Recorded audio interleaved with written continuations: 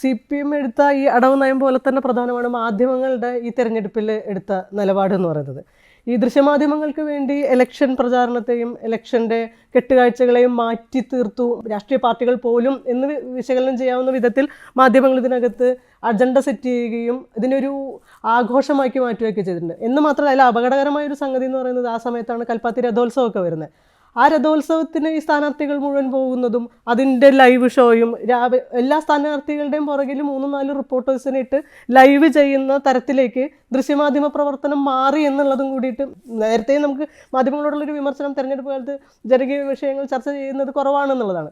ഇതതിൻ്റെ മൂർധന്യത്തിലെത്തുകയും പാലക്കാട് പോലൊരു സ്ഥലത്ത് ഇഷ്ടംപോലെ കർഷക പ്രശ്നങ്ങളും അല്ലാത്ത പ്രശ്നങ്ങളൊക്കെ നിലനിൽക്കുന്ന ഒരു സ്ഥലത്ത് വെറും വർഗീയമായിട്ടുള്ള കാഴ്ചകളും ഒരു BJP ഓഫീസിലേക്കൊക്കെ പോകുന്ന രീതിയിലുള്ള പ്രതീതി ഉണ്ടാക്കുന്ന തരത്തിൽ ദൃശ്യമാധ്യമങ്ങളുടെ വിഷ്വൽ സെൻസ് മാറി എന്നുള്ളതും കൂടിയിട്ട് കാണേണ്ട ഒരു കാര്യം. എന്ന് മാത്രമല്ല, ചില ദൃശ്യമാധ്യമങ്ങൾ ലീഡ് ചെയ്യുന്ന ഒരു വിഷയത്തിലേക്ക് ബാക്കി എല്ലാ മാധ്യമങ്ങളെയും നിവൃത്തിയില്ലാതെ ചെന്നെത്തുന്ന ഒരു രീതിയും കൂടെ വന്നിട്ടുണ്ട്. ഈ മാധ്യമങ്ങളുടെ മാറ്റം ഈ തെരഞ്ഞെടുപ്പായിട്ട് ബന്ധപ്പെട്ട് എങ്ങനെയാ പറയുക?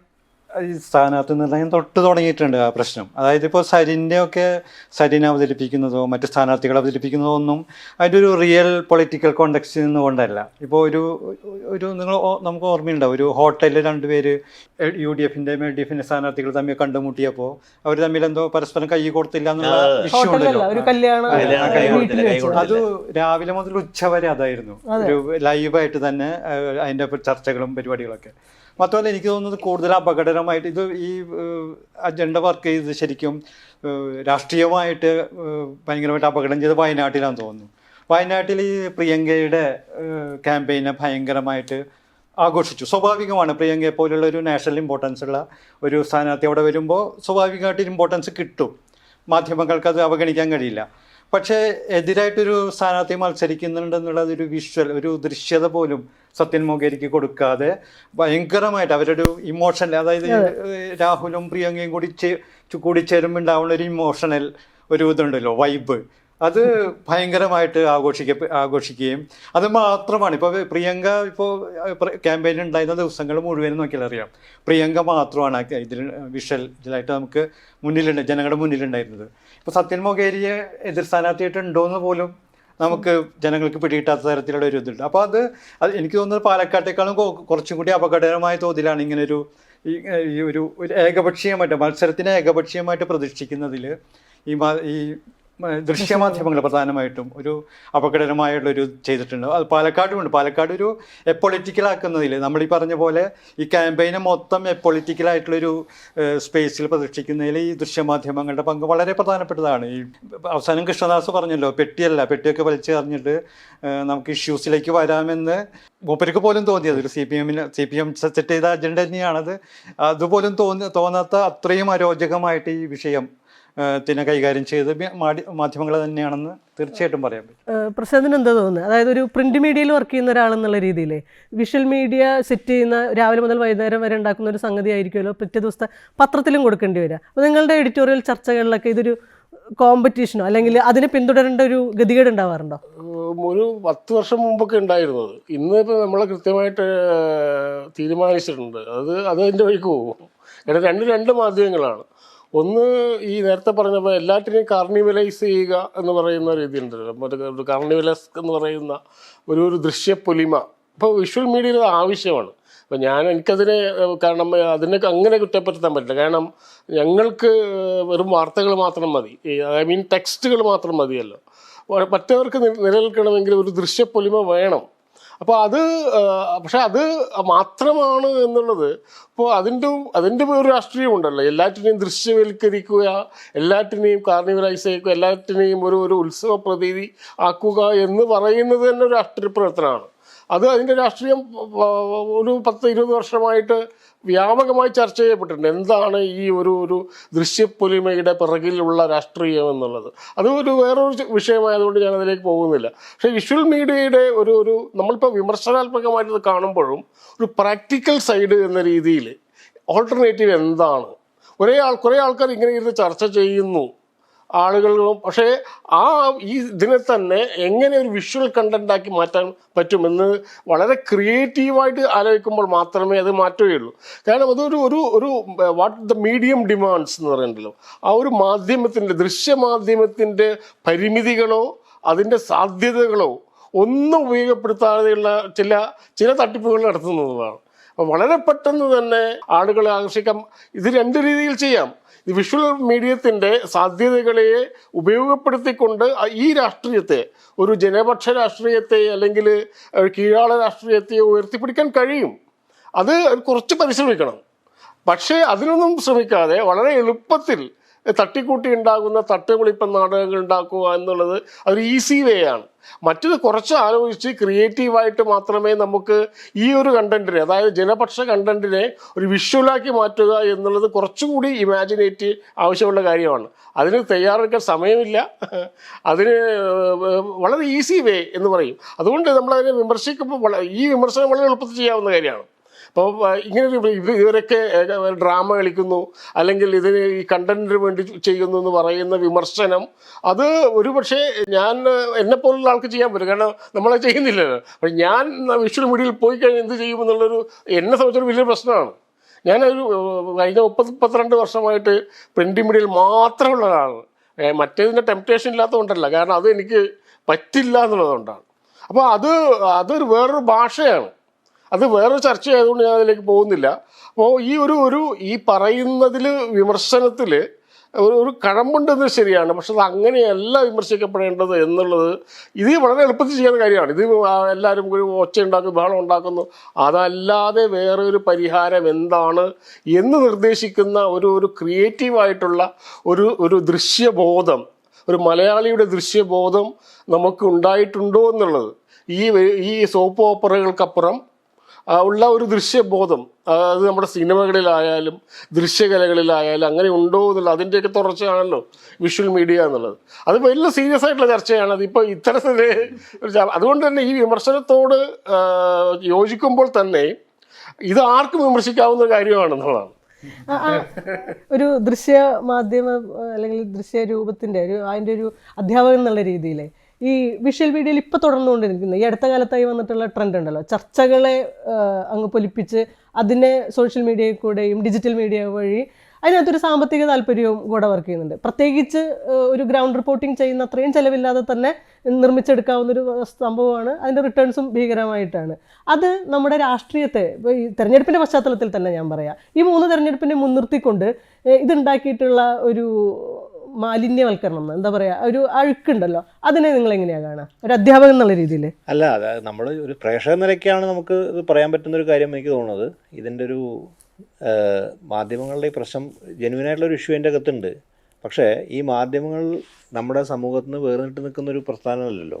ഇപ്പോൾ വളരെ രാഷ്ട്രീയം ഈ നിലയിൽ അരാഷ്ട്രീയവൽക്കരിക്കപ്പെട്ട തെരഞ്ഞെടുപ്പ് മാധ്യമമല്ല ഈ പാലക്കാട് ചേലക്കര തെരഞ്ഞെടുപ്പിനെയും ഉപതെരഞ്ഞെടുപ്പിനെയും അരാഷ്ട്രീയവൽക്കരിച്ചത്. ഇപ്പോൾ ഉദാഹരണത്തിന് നമുക്കറിയാവുന്ന കാര്യം, CAക്കെതിരെ സമരം നടന്ന സമയത്ത് 2 ചാനലുകൾ, ഏഷ്യനെറ്റ് ഉൾപ്പെടെയുള്ള ചാനലുകൾ കേന്ദ്ര ഗവൺമെൻറ്റിന് പ്രശ്നം നേരിട്ടു. മീഡിയ 1 ദീർഘകാലത്തേക്ക് സംപ്രേഷണം നിർത്തിവെക്കേണ്ടി വന്നു. പ്രക്ഷേപണാവകാശം നിഷേധിക്കപ്പെട്ടു. ഏഷ്യനെറ്റ് 1 ദിവസം. അപ്പോൾ ആ വിഷയം അവർ വളരെ രാഷ്ട്രീയമായിട്ട് തന്നെ, ആ പ്രക്ഷോഭത്തെ രാഷ്ട്രീയമായിട്ട് തന്നെ അതിനെ അവർ എന്താ പറയുക, ഇങ്ങനെ രീതിയിലൊരു പാട്ടും കൂത്തായിട്ടില്ല. പാട്ടുമൊക്കെ നമ്മുടെ ഇതിൻ്റെ ഭാഗമാണ്, ഞാൻ ഉദ്ദേശിക്കുന്നതല്ല. പക്ഷേ അതിനെ പൊളിറ്റിക്കലായിട്ട് തന്നെയാണ് അവർ റെപ്രസെൻ്റ് ചെയ്യാൻ ശ്രമിച്ചത്. ഇപ്പോൾ രാഷ്ട്രീയവൽക്കരണം രാഷ്ട്രീയ സംഘടനകൾക്കും രാഷ്ട്രീയ സമൂഹത്തിനും ഒക്കെ ഉള്ളൊരു ബാധ്യതയുണ്ട്. അതിൽ പരാജയപ്പെട്ടാണ് മാധ്യമങ്ങളുടെ പരാജയം. കാര്യം ഇവർക്ക് അതേ ഫോളോ വേണ്ടി ഈ ഡിബേറ്റ് അവർ രാഷ്ട്രീയമായിട്ട് ഉയർത്തിക്കൊണ്ടുവരുന്നുണ്ടെങ്കിൽ, ഇപ്പോൾ CPM ആണെങ്കിലും കോൺഗ്രസ് ആണെങ്കിലും രാഷ്ട്രീയമായിട്ട് അവർക്ക് രാഷ്ട്രീയം പറയേണ്ടി വരുമായിരുന്നു. പക്ഷേ മാധ്യമങ്ങൾക്ക് അതിനൊന്നും വേറിട്ട് നിൽക്കാൻ പറ്റില്ല. അപ്പോൾ മാധ്യമങ്ങളുടെ പ്രശ്നക്കാർ വാണിജ്യ ചാനലുകളാണ്, കമേഴ്ഷ്യലായിട്ടുള്ള, നേരെ പ്രശ്നം കമേഴ്ഷ്യൽ ചാനലാണ്, കമേഴ്ഷ്യൽ പ്രശ്നങ്ങൾ അതിൻ്റെ അകത്തുണ്ട്. അപ്പോൾ അവർക്ക് ഇത് ഒരു മാത്രമല്ല 24/7 എല്ലാ ചാനലുകളും സംഭവം ഒടിപ്പിച്ചുകൊണ്ടിരിക്കണം. കാര്യം പ്രിൻറ്റിനുള്ളൊരു സൗകര്യം, ആലോചിക്കാനും തീരുമാനമെടുക്കാനുള്ള സൗകര്യം, നേരെ പ്രശാന്ത് സൂചിപ്പിച്ച പ്രധാനപ്പെട്ട കാര്യമാണ് ബ്രേക്കിംഗ് ന്യൂസ് സംസ്കാരമാണ്. അപ്പോൾ വാർത്ത കൂടുതലും ഒരു കോമ്പറ്റീഷൻ പുറത്തു പോകും. മറ്റേത് ആലോചിക്കാനും അച്ചടിയുടെ ഒരു സംസ്കാരം വേറെ തന്നെയാണ്. അത് നമുക്ക് വേറെ തന്നെ മനസ്സിലാക്കേണ്ടത്. അതല്ല, ഇത് ആ അപ്ഡേഷൻ ഉടനെ നടന്നുകൊണ്ടിരിക്കുകയും അതനുസരിച്ച് കോമ്പറ്റ് ചെയ്ത് പോവുകയാണ്. പിന്നെ അങ്ങനത്തെ ഒരു പ്രേക്ഷക സമൂഹം നമ്മുടെ കേരളത്തിൽ രൂപപ്പെട്ടിട്ടുണ്ട്. ആ കേരള സമൂഹം അങ്ങനെ രൂപപ്പെട്ടതുകൊണ്ടാണ് ഇപ്പോൾ അങ്ങനെയാണ് നമ്മൾ രാഷ്ട്രീയ ഇടപെടലൊക്കെ നടത്തുന്നത്. അപ്പോൾ അതിനോട് മത്സരിച്ചും അതിനോട് ഇടപെട്ടാണ് ഈ ചാനലുകൾ നിലനിൽക്കുന്നത്. രാഷ്ട്രീയം പറയുകയും രാഷ്ട്രീയം ചർച്ച ചെയ്യുകയും വികസന പ്രശ്നങ്ങളോ അല്ലെങ്കിൽ അതുപോലെ തന്നെ വിഷയങ്ങൾ വരികയാണെങ്കിൽ ചാനലുകളുടെ സ്വഭാവം അതുപോലെ തന്നെ പ്രസക്താവും ചെയ്യും. കാര്യം ചാനലുകൾ വളരെ പ്രസക്തമായ ചർച്ചകൾ ഉയർത്തിക്കൊണ്ടുവന്നിട്ട് ഇപ്പോൾ കേരളയിലെ ബന്ധപ്പെട്ട ഡിബേറ്റുകൾ ചാനലുകൾ സർക്കാർ വിരുദ്ധമായി ചെയ്യുന്ന സമയത്ത് തന്നെ സർക്കാർ നിലപാടുകൾക്കെതിരെ വളരെ സജീവമായിട്ട് ആ സമരങ്ങളൊക്കെ അവർ കാണിച്ചിരുന്നു. അപ്പോൾ ഈ വാണിജ്യ ചാനലുകളുടെ ആന്തരികമായ ആഭ്യന്തര അവരുടെ റേറ്റിംഗുമായി ബന്ധപ്പെട്ട പ്രശ്നങ്ങളും അതുപോലുള്ള കാര്യം ആ റേറ്റിംഗ് കാണിച്ചുകൊണ്ട് അവർക്ക് പരസ്യം പിടിക്കാൻ പറ്റുള്ളൂ. അപ്പോൾ ആ പ്രശ്നങ്ങളൊക്കെ നിലനിൽക്കുന്നുണ്ട്, അതില്ല എന്നല്ല പറയുന്നത്, അത് വളരെ സജീവമായി എടുക്കുന്നുണ്ട്. പക്ഷേ അതേസമയം തന്നെ രാഷ്ട്രീയവൽക്കരിക്കപ്പെടുന്ന രാഷ്ട്രീയവൽക്കരിക്കുന്ന സമൂഹത്തെയാണ് റെപ്രസെൻറ്റ് ചെയ്യുന്നത്. ആ രീതിയിൽ സംഘടനകൾക്ക് ഉത്തരവാദിത്തമുണ്ട്, മറ്റേ സംഘടനകൾക്ക് ഉത്തരവാദിത്തം, അങ്ങനെയാണെങ്കിൽ സ്വാഭാവികമായിട്ട് വരുന്നതിനും. പക്ഷേ കേരളത്തിലെ ചാനലുകൾ പ്രത്യേകമായി നമ്മൾ അങ്ങനെ CPM കേരളത്തിലെ ചാനലുകളെ ഒരു കാലത്ത് ഇപ്പോൾ സോളാറിൻ്റെ കാലത്തൊക്കെ അതിന് പ്രകീർത്തിക്കുകയും ഇപ്പോൾ വിമർശിക്കുകയും ചെയ്യുന്ന ഒരു വ്യത്യസ്ത കേരളത്തിലെ ചാനലുകളൊക്കെ ഉണ്ടെന്ന് ഞാൻ വിശ്വസിക്കുന്നുണ്ട്. അത് ഇപ്പോഴും കേരള ചാനലുകൾ BJP പോലെ സാധനത്തിന് പൂർണ്ണമായിട്ടും കീഴ്പ്പെടാനോ വാങ്ങാനോ അവർക്ക് പറ്റിയിട്ടില്ല എന്നാണ് എൻ്റെ തോന്നൽ. പൂർണ്ണമായിട്ടും അതിൻ്റെ മൂലധനമൊക്കെ വരും, നമുക്ക് പലതും കേൾക്കുന്നുണ്ട്. പക്ഷേ പരിപൂർണ്ണമായിട്ടും ഇപ്പോൾ NDTV അല്ലെങ്കിൽ ഇന്ത്യ ടുഡേയോ അല്ലെങ്കിൽ അവിടെ നമ്മൾ കാണുന്ന വിദേശ ഇപ്പോൾ റിപ്പബ്ലിക് പോലെ ചാനലോ ഒക്കെ പോലെ എല്ലാ ചാനലും ജനമല്ല, അവർക്ക് ആ ഒരു സ്പേസ് ഇപ്പോഴും അതിൻ്റെ അകത്ത് മാധ്യമപ്രവർത്തകർ എങ്ങനെയൊക്കെ വിനിയോഗിക്കേണ്ടത് എനിക്ക് തോന്നുന്നുണ്ട്. കാര്യം അത് നമ്മൾ എത്ര പറഞ്ഞാലും വിനിയോഗിക്കേണ്ട, അതിൻ്റെ പ്രഷർ നിന്നുകൊണ്ടാണ് മാധ്യമപ്രവർത്തകരുടെ മികവും കൊണ്ട് മാത്രമാണ് പറഞ്ഞില്ല. അല്ലെങ്കിൽ അങ്ങനൊരു പ്രേക്ഷക സമൂഹം ഇവിടെ ഉണ്ട്. നമ്മുടെ ഇപ്പോൾ പ്രമോദൊക്കെ ചാനൽ അപ്പോൾ അങ്ങനെ ആൾക്കാരവിടെ പങ്കെടുക്കുന്നു, അങ്ങനെ അവരെ വിളിക്കാൻ നിർബന്ധം എന്തുകൊണ്ടാണ്? അപ്പോൾ ഇങ്ങനെ അഭിപ്രായം കേൾക്കാനൊരു പ്രേക്ഷകർ ഇവിടെ ഉണ്ട് ഈ സമൂഹത്തിൽ എന്തിനുണ്ട്. പിന്നെ ഒപ്പം തന്നെ നവമാധ്യമങ്ങളുടെ, പ്രത്യേകിച്ച് ഞാൻ പറഞ്ഞു നമ്മുടെ ട്രൂ കോപ്പിൽ നവമാധ്യമങ്ങളുടെ പ്രഷറും ഈ മാധ്യമങ്ങളുണ്ട്. കാര്യം അവർ വേറെ ചർച്ച കൊണ്ടും അതിനും അതിൻ്റേതൊരു ഓഡിയൻസ് ഉണ്ട്. അപ്പോൾ ഈ ഒരു ചാനലിന് പൂർണ്ണമായിട്ടും അങ്ങനെ ഒരു മെയിൻ സ്ട്രീം ഐഡിയോളജി അല്ലെങ്കിൽ മെയിൻ ഒരു ഐഡിയോളജി കീഴ്പ്പെടാൻ പറ്റാത്തൊരു ബുദ്ധിമുട്ടുണ്ട്. അപ്പോൾ അങ്ങനെ നമ്മളതിനെ ഒരു ഏകപക്ഷീയമായിട്ട് വിമർശിക്കാൻ ഇതിൻ്റെ അകത്ത് പല ബലതന്ത്രങ്ങൾ പറക്കുന്നുണ്ട്. ഒരു വാണിജ്യത്തിൻ്റെ ബലതന്ത്രങ്ങൾ പറക്കുന്നുണ്ട്. ഒപ്പം തന്നെ അവർക്ക് ഈ രാഷ്ട്രീയം അവതരിപ്പിക്കാൻ പലതരം നിർബന്ധിതമായ സാഹചര്യങ്ങളുണ്ട്, നിർബന്ധമാണ് ചില രാഷ്ട്രീയം അവതരിപ്പിക്കാൻ.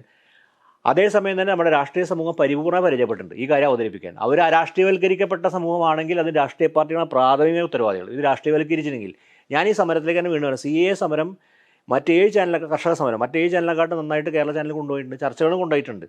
ആ ചർച്ച കൊണ്ടുപോകാനും കാര്യം കേരളത്തിൽ എൻ്റെ അകത്ത് പ്രേക്ഷകരുണ്ട്, ചാനലിൻ്റെ നിലപാടുകളുണ്ട്. അപ്പോൾ അങ്ങനെ ഒരു ഇതുണ്ട്. അപ്പോൾ ഈ പല ബലതന്ത്രങ്ങൾക്ക് വാണിജ്യത്തിൻ്റെയും ഈ എന്താ പറയുക അധികാരത്തിൻ്റെയും ഒപ്പം തന്നെ മറ്റു പ്രേക്ഷക സമൂഹത്തിൻ്റെയും ഒക്കെ തന്നെ ബലതന്ത്രത്തിലാണ് ചാനൽ വർക്ക് ചെയ്യുന്നത്. അപ്പോൾ പരിപൂർണ്ണ നമ്മളവരെ വിമർശിക്കുന്നതിന് പകരം ചാനലിനെ അതിനെ എന്താ പറയുക തിരുത്തേണ്ടപ്പെടേണ്ട കാര്യം പൈങ്കിളിവൽക്കരണമൊക്കെ നടക്കുന്നുണ്ട്. അതിന് നമ്മളിപ്പോൾ ഇന്ന് പക്ഷേ നമ്മൾ പഴയതൊരു 90കളിലോ 80കളിലോ പൈങ്കിളി എന്ന് പറയുന്ന പോലെ അല്ല ഇന്നിപ്പോൾ. കാര്യം അങ്ങനെ സാധനം നമ്മളിപ്പോൾ ഉദാഹരണം നമ്മുടെ പുതിയ നോവലുകൾ നോക്കുക, മലയാളത്തിൽ ഇറങ്ങുന്ന നോവലുകളുടെ നിങ്ങൾ സ്ഥിതി നോക്കുകയാണെങ്കിൽ ഇപ്പോൾ ഒവിജൻ്റെ തലമുറകളാണ് ഞാൻ കോളേജ് പഠിക്കുമ്പോഴാണ് തലമുറകളും മരുമകളുണ്ടാകുന്നത് ഇറങ്ങുന്നത്. അന്നത്തെ മെയിൻ നോവലുകളാണ്. അപ്പോൾ ആനന്ദ് ഇപ്പോൾ ഞാൻ കോളേജ് പഠിക്കുന്ന കാലത്താണ് ആനന്ദിൻ്റെ മരുമകളുണ്ടാകുന്നത്. തൊട്ട് പിന്നാലെ ഒവിജൻ്റെ വരുന്നു തലമുറകൾ വരുന്നു. അപ്പോൾ ആ കാലത്ത് ഏറ്റവും കൂടുതൽ ചർച്ച ചെയ്യപ്പെടുന്ന നോവൽ ക്യാമ്പസിൽ അതാണ്, മലയാളത്തിൻ്റെ നോവലുകൾ ചർച്ച ചെയ്യപ്പെടുന്നതാണ്. ആ നോവലാണ് ചർച്ച ചെയ്യപ്പെടുന്നത്. ഇന്നിപ്പോൾ ചർച്ച ചെയ്യപ്പെടുന്ന നോവൽ ഏതാണ്? ഞാൻ കുറ്റപ്പെടുത്തില്ല. അപ്പോൾ അത് നമുക്ക് എൻ്റെ തലമുറയ്ക്ക് ഇത് പൈങ്കിളിയെ തോന്നും, കാര്യം എൻ്റെ അകത്തൊരു മനുഷ്യാനുഭവം ഒന്നുമില്ല. അപ്പോൾ അങ്ങനെ പ്രശ്നം നമ്മുടെ സമൂഹം നിലനിൽക്കുന്നുണ്ട്. സാഹിത്യത്തിലും ഒക്കെ തന്നെ പലതരം റിഫ്ലക്റ്റ് ചെയ്യുന്നുണ്ട്. അതിനാണ് വലിയ ഡോമിനൻസ് കിട്ടുന്നത്, ആ ചർച്ച വലിയ സ്വീകാര്യത കിട്ടുന്നുണ്ട്. അപ്പോൾ നമ്മളതിന് മാധ്യമങ്ങളെ മാത്രം വേർപെടുത്തിയെന്ന് കാണാൻ പറ്റുമെന്ന് എനിക്ക് സംശയമുണ്ട്. അങ്ങനെയാണോ പ്രമോദ്? അതായത് സമൂഹത്തിൻ്റെ രാഷ്ട്രീയത മാധ്യമങ്ങളിൽ പ്രതിഫലിക്കുന്നതാണ്. ഞാൻ ഈ തെരഞ്ഞെടുപ്പിൻ്റെ പ്രത്യേകിച്ച് ഈ ഉപതെരഞ്ഞെടുപ്പിൻ്റെ പശ്ചാത്തലത്തിൽ തന്നെ ചോദിക്കുക, അതിനെ രാഷ്ട്രീയവൽക്കരിക്കുന്നതിൽ രാഷ്ട്രീയ പാർട്ടികൾക്കുള്ള പോലെ തന്നെ പങ്ക് ദൃശ്യമാധ്യമങ്ങൾക്ക് ഉണ്ടായിരുന്നില്ലേ? അല്ല, ഉപതെരഞ്ഞെടുപ്പിൻ്റെ പശ്ചാത്തലത്തിൽ മാത്രമായിട്ട് കാണാവുന്നൊരു പ്രശ്നമല്ല അത്. നമ്മൾ ചർച്ച ഇപ്പോൾ ഉപതെരഞ്ഞെടുപ്പുമായിട്ട് കേന്ദ്രീകരിക്കുന്നതുകൊണ്ട് നമുക്ക് അങ്ങനെ കാണാൻ പറ്റില്ല. ഉപതെരഞ്ഞെടുപ്പിൻ്റെ സമയത്ത് മാത്രമായിട്ടൊരു മാധ്യമ സംസ്കാരം ഒരു രാഷ്ട്രീയ സംസ്കാരം ഉണ്ടാകുന്നില്ലല്ലോ. അത് നീണ്ടു കിടക്കുന്ന ഒരു ഇതിൻ്റെ ബാക്കിയാണ് അത്. മാധ്യമങ്ങളെ കുറിച്ച് പറയുമ്പോൾ സവിശേഷമായിട്ടും ഈ തെരഞ്ഞെടുപ്പിലൊക്കെ സ്വീകരിച്ച് മുൻപും ഒക്കെ ഉണ്ടായിട്ടുള്ള കുറച്ചു കാലമായിട്ടുള്ള ഈ ഒരു പുതിയ മാധ്യമ സംസ്കാരത്തെക്കുറിച്ച് പറയുമ്പോൾ അത് പ്രസാദ് പറഞ്ഞതിൻ്റെ ഒരു വലിയ ഭാഗത്തോട് എനിക്ക് യോജിപ്പാണുള്ളത്. കാരണം പൊതുസമൂഹത്തിൻ്റെയും പൊതുരാഷ്ട്രീയ ബോധത്തിൻ്റെയും പൊതുവായി നിലനിൽക്കുന്ന ഡൊമിനൻ്റ് ആയിട്ടുള്ള ഒരു ഡിസ്കോഴ്സിൻ്റെയും ഭാഗമാണ് മാധ്യമങ്ങൾ. ഇപ്പോൾ മറ്റു രീതിയിൽ നമ്മൾ മുമ്പ് പറഞ്ഞിരുന്ന ഒന്നുണ്ടല്ലോ, ഒരു അധീശവർഗത്തിൻ്റെ അതിൻ്റെ മൂലധനത്തിൻ്റെ ഒക്കെ താല്പര്യങ്ങൾ പേറുന്ന ഒന്നായിരിക്കും അതിലെ മാധ്യമങ്ങൾ. അതിൻ്റെ മൂലധനത്തിൻ്റെ താല്പര്യങ്ങൾ, അതിൻ്റെ വർഗ്ഗങ്ങളുടെ കൃത്യമായിട്ടുള്ള സാംസ്കാരിക സാമ്പത്തിക താല്പര്യങ്ങൾ, ആ പൊളിറ്റിക്കൽ ഇക്കോണമിയുടെ അധികാര ബന്ധങ്ങളുടെ സ്വഭാവങ്ങൾ, അതൊക്കെയാണ് മാധ്യമങ്ങൾ പ്രകടിപ്പിക്കുക. അതിൽ നിന്നും വ്യത്യസ്തമായിട്ട് മാധ്യമങ്ങൾക്ക് മാത്രമായിട്ടൊരു സാധനം ഉണ്ടാകാൻ പറ്റില്ല. പക്ഷെ അപ്പോഴും അത് പുലർത്തുന്ന മറ്റ് ചില വ്യത്യസ്തതകൾ ഇന്ത്യയിലുണ്ടായിരുന്നു. അതെന്താണ് ഉണ്ടായിരുന്നത്? അത് ലിബറൽ ഡെമോക്രസിയുടെ ഉദാര ജനാധിപത്യത്തിൻ്റെ സ്വഭാവമായിരുന്നു ഇന്ത്യയിലെ മാധ്യമങ്ങൾ പുലർത്തിയിരുന്നത്. ഇന്ത്യയിൽ തന്നെ ഉദാര ജനാധിപത്യത്തിൻ്റെ സ്വാധീനവും ഛായയും വളരെ ദുർബലമാകുകയും ഒരു നിഴൽ പോലെയാവുകയും ചെയ്യുന്ന കാലത്താണ് മാധ്യമങ്ങളിലെ ആളുകളും ഈ ഒരു ടൊട്ടാലിറ്റേറിയൻ റെജീമിനെ പിന്തുണയ്ക്കുന്ന തരത്തിലുള്ള മാധ്യമപ്രവർത്തകർ അതിലുണ്ടാകുന്നത്. അത് ഹിന്ദുത്വ ഫാഷിസ്റ്റ് രാഷ്ട്രീയത്തെ പിന്തുണയ്ക്കുന്ന മാധ്യമപ്രവർത്തകരുടെ അതേ ശബ്ദവും അതേ സ്വഭാവവും അതേ രീതികളും അല്പം ഒന്ന് മാറി ആ ഹിന്ദുത്വ രാഷ്ട്രീയം മാറ്റിയിട്ട് നോക്കിക്കഴിഞ്ഞാൽ ഇവിടെ ഉണ്ടാവും. എന്താ കാരണം? ഒരു ടൊട്ടാലിറ്റേറിയൻ റെജീമിൻ്റെ പിന്നിലാണുള്ളത്. അത് കേരളത്തിലുമുണ്ട്. ഇത് പൊതുരാഷ്ട്രീയത്തിൻ്റെ ഭാഗമായിട്ടുള്ളത്. പിന്നെ രാഷ്ട്രീയത്തിൻ്റെ തന്നെ പൊതുവായിട്ടുള്ള സങ്കല്പനങ്ങളിൽ വന്നിട്ടുള്ള ദൗർബല്യങ്ങളുണ്ടാവും. അത് സമൂഹത്തിന് പൊതുവേ ഉള്ളതാണ്. അത് ലോകത്തെല്ലായിടത്തും നമുക്ക് കാണാൻ കഴിയും. അത് മോശം, നല്ലത്, ഗൃഹാതുരത്വം എന്നുള്ള മട്ടിലല്ല അതിനെ കാണേണ്ടത്. ഇപ്പോൾ സ്വാതന്ത്ര്യ സമരം കഴിഞ്ഞിട്ട് ഒരു പുതിയ ലോകത്തിനെ, ഒരു പുതിയ ഇന്ത്യയെ സ്വപ്നം കാണുന്ന വലിയൊരു കാലഘട്ടം ഉണ്ടാവുകയും അത് അസ്തമിക്കുകയും ചെയ്യുന്ന വരെയുള്ളൊരു കാലമുണ്ടല്ലോ. ആ കാലത്ത് നിങ്ങൾക്ക് എടത്തട്ട നാരായണനും ബി ജി വർഗീസും കുൽദീപ് നയ്യാരും പോലുള്ള മനുഷ്യന്മാർ അതിലുണ്ടാവും. കാരണം ചരിത്രത്തിൻ്റെ വലിയൊരു ഇരമ്പി മറിയുന്ന കാലത്ത് നിന്നാണ് ആ മാധ്യമപ്രവർത്തകരുണ്ടാകുന്നത്. നമ്മളുടെ സങ്കല്പങ്ങൾ മറ്റവരെ വെച്ചിട്ടാണ്, ഈ നേരത്തെ പറഞ്ഞ തരം ആളുകളുടെ മാധ്യമപ്രവർത്തനത്തെ വെച്ചിട്ടാണ്. അത്തരത്തിലുള്ളൊരു പ്രശ്നവും നമ്മൾ നേരിടുന്നത്. അത് പൊതുസമൂഹം നേരിടുന്ന പ്രശ്നമാണ്. AKജിയും ജവഹർലാൽ നെഹ്റുവും മൗലാന അബ്ദുൽ കലാം ആസാദും രാമമനോഹർ ലോഹിയും ഇങ്ങനെയുള്ള നിരവധിയായിട്ടുള്ള മനുഷ്യന്മാർ ഇടപെട്ടിരുന്ന ഒരു രാഷ്ട്രീയ ലോകത്താണ് നിങ്ങൾക്ക് ബി ജി വർഗീസും എടത്തട്ട നാരായണനും ശങ്കറും ഒക്കെ അടങ്ങുന്ന ആളുകളുണ്ടാവുന്നത്. നിങ്ങൾക്ക് മറ്റേ ഷംസീറും രാഹുൽ മാങ്കൂട്ടത്തിലും ഒക്കെയുള്ള ആളുകൾ വാടാ പോടാ വിളികളുള്ള ചർച്ചകൾ ഒക്കെ ഉണ്ടാവുന്ന സമയത്ത് മാധ്യമപ്രവർത്തകർ മാത്രം ബി ജി വർഗീസ് ഉണ്ടാവണം എന്ന് പറയില്ല. മാധ്യമപ്രവർത്തകരും ഇതിൻ്റെ പകർപ്പാണ്. അത്രയേ ഉള്ളൂ. പ്രൊഫഷണലി വേറൊരു പ്രശ്നമുണ്ട്. രണ്ട് സവിശേഷ പ്രശ്നങ്ങളാണത്. ഒന്ന് മാധ്യമത്തിൻ്റെ പ്രൊഫഷൻ എന്നുള്ള രീതിയിൽ. അത് കേരളത്തിലെ മാധ്യമങ്ങൾ, അതിപ്പോൾ പ്രസാദിനെ പോലെ അതിൽ വിഷയവിദഗ്ധനായിട്ടുള്ള ഒരാൾ എങ്ങനെ കാണുന്നു എന്ന് എനിക്കറിയില്ല.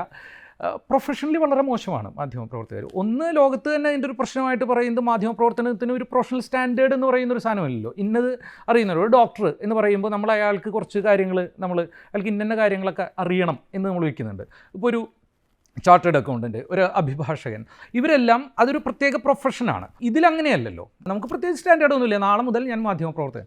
ഇങ്ങനെ നാളെ മുതൽ മാധ്യമപ്രവർത്തകരായിട്ടുള്ള മനുഷ്യർ രൂപപ്പെടുത്തിയ മാധ്യമങ്ങളാണ് നമ്മളുടെ നാട്ടിലുള്ളത്. ഇപ്പോൾ പ്രശാന്തന് ഇവിടെ പറഞ്ഞ പോലെ ഞാൻ ഇത്ര 30-34 കൊല്ലമായിട്ട് ഇതിലാണ്. മറ്റേതിൽ പോകാൻ ആഗ്രഹമില്ലായിട്ടല്ല, അതെൻ്റെ ഒരു ഫീൽഡല്ല എന്നുള്ള തിരിച്ചറിവ്. ഈ തിരിച്ചറിവുണ്ടായിരുന്നെങ്കിൽ കേരളത്തിലെ വിഷ്വൽ മീഡിയയിലെ 95% ആളുകൾ ഒന്ന് പുറത്തു പോരേണ്ടതാണ്. നമ്മളുടെ വിഷ്വൽ മീഡിയ എന്ന് പറയുന്നത് പ്രവർത്തിക്കുന്നത് ഈ എക്സാക്ട്ലി പ്രശാന്ത് പറഞ്ഞ പോലെ വിഷ്വൽ മീഡിയയുടെ സാധ്യതകൾക്കനുസരിച്ചിട്ടല്ല അത് പ്രവർത്തിക്കുന്നത്. പ്രിൻ്റ് മീഡിയയുടെ മറ്റൊരു ടോക്കിംഗ് ഹെഡ്സ് ആയിട്ടാണ് അത് പ്രവർത്തിക്കുന്നത്. അത് ഏഷ്യാനെറ്റിൻ്റെയും കൈരളിയുടെയൊക്കെ ആദ്യകാലത്ത് തന്നെ നമുക്കറിയാലോ. ഇവർ വന്നിരുന്ന് സംസാരിക്കുകയാണ് ചെയ്ത്, ഇവരാണത് രൂപപ്പെടുത്തിയത്. അതിൻ്റെ ഒരു പ്രൊഫഷണൽ പ്രശ്നമാണ്. ഇപ്പോഴും നമ്മൾ എഡിറ്റേഴ്സ് മീറ്റ്, ചർച്ച, ഇതെല്ലാം എന്ന് പറയുന്നത് വേറൊരു വിഷ്വൽ മീഡിയയുടെ വാർത്താ ദൃശ്യമാധ്യമങ്ങൾ എന്നുള്ള രീതിയിലല്ല അത് പ്രവർത്തിക്കുന്നത്. ഇത് വലിയൊരു പരിമിതിയാണ്. ഇതിനെ എങ്ങനെ മറികടക്കും എന്നുള്ളത് പ്രൊഫഷണലിയാണ് ചെയ്യേണ്ടത്. അതിനുള്ള സാധ്യത കേരളത്തിൽ വളരെ കുറവാണ്. ഞാനൊരു കാര്യം എനിക്ക് തോന്നിയത് യോജിപ്പാണ്. ഞാൻ ഒരു വർഷം മാധ്യമപ്രവർത്തകരോട് കൂടുതൽ ഐഡൻറ്റിഫൈ ചെയ്യുന്ന ഒരാളെ നിലയ്ക്കായിരിക്കും. ഇത് ഞാൻ വീണ്ടും പറയാം, മാധ്യമപ്രവർത്തനം മാത്രം ബാധിക്കുന്ന കാര്യമാണോ? അഭിഭാഷ വൃത്തി. ഇപ്പം നമ്മൾ പണ്ട് പറയും സോളി സൊറാബി തുടങ്ങിയവർക്ക് ഇപ്പോഴത്തെ അവസ്ഥ എന്താണ്? ജുഡീഷ്യൽ അവസ്ഥ എന്താണ്?